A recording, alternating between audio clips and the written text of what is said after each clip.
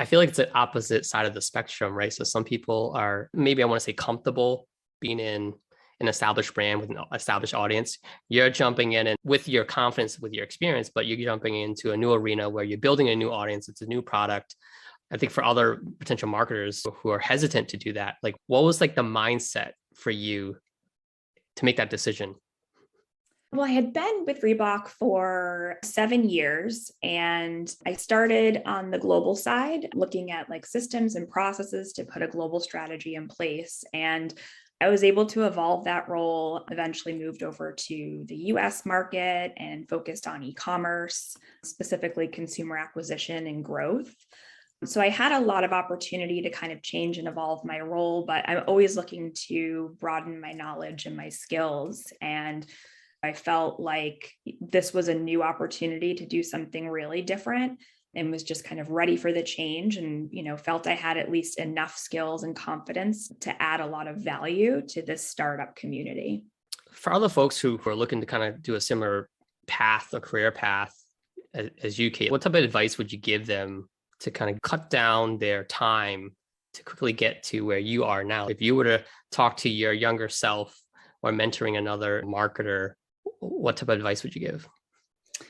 Yeah, that's a great question. Focus on the end goal. I knew what I really liked, and that was focusing and working with data, experimentation, the audience development, and engagement. And I started off on the media side, but at the end of the day, I knew I couldn't get all that deeply passionate about the specific kind of media I was working on. So I thought, okay, what's one thing I would change about what I'm doing? And for me, that was the industry. So that was my next step. Focus on that end goal of this is what I really enjoy.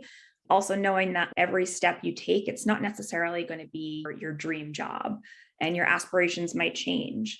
So I'd focus on, one or two things that are changing or helping you grow into what you'd truly like to do, and just make those continual baby steps and stay in a role for at least a year.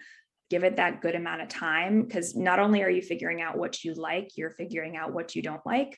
So you'll know and be that much more informed when you go out for your next job, saying like, hey, I want to avoid X, Y, and Z because I've done that before and that's not something that works for me.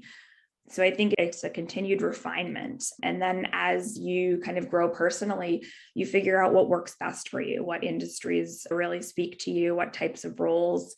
And I think what I'm doing now is certainly something I think my younger self would aspire to do, but I think it grew with what I wanted to do and what I found worked for me at that stage in my life.